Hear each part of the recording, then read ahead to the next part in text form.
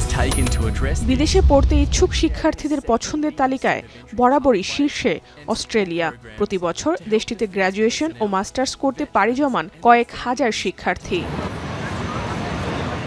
তবে আন্তর্জাতিক শিক্ষার্থীদের জন্য দুঃসংবাদ নিয়ে এলো অস্ট্রেলিয়ান সরকার। ১ জুলাই থেকে বিদেশি শিক্ষার্থীদের জন্য বাড়ানো হয়েছে ভিসা ফি।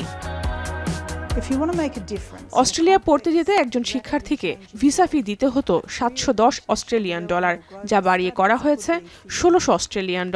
বিষয়টি নিশ্চিত করে খবর প্রকাশ করেছে বার্তা সংস্থা রয়টার্স।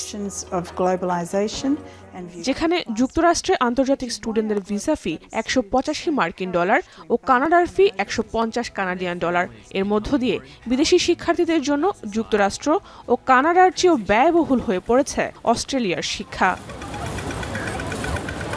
চলতি বছরের মার্চের হিসেব অনুযায়ী 2023 সালের 30 সেপ্টেম্বর পর্যন্ত অস্ট্রেলিয়ার নেট ইমিগ্রেশন 60% বেড়ে রেকর্ড 5,48,800 জনে দাঁড়িয়েছে।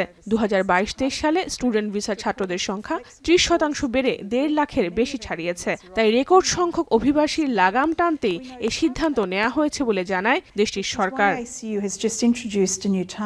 ভিসা ফি দ্বিগুণ করার পাশাপাশি আরও কিছু কঠোর বিধিনিষেধ আরোপ করেছে অস্ট্রেলিয়া, যার মধ্যে রয়েছে ভিজিট ভিসাধারী ও অস্থায়ী স্নাতক ভিসা রয়েছে এমন শিক্ষার্থীরা অস্ট্রেলিয়া থাকা অবস্থায় স্টুডেন্ট ভিসার জন্য আবেদন করতে পারবে না। দেশটির স্বরাষ্ট্রমন্ত্রী ক্লারে ও'নেইলের প্রত্যাশা, এর মধ্য দিয়ে অস্ট্রেলিয়ার অভিবাসন ব্যবস্থা আরও স্বচ্ছ ও উন্নত হবে।